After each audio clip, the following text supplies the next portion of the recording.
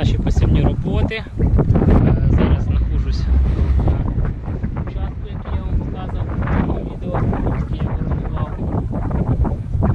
Буквально пройшла ніч і ми вже пробуємо сіяти. Трошки все підсохло. От наш агрегат стоїть. Наша сівалочка. З трактором, так. Вон ззаді мій погонич. Батя пішов по насіння. Ну і зараз покажемо вам весь процес.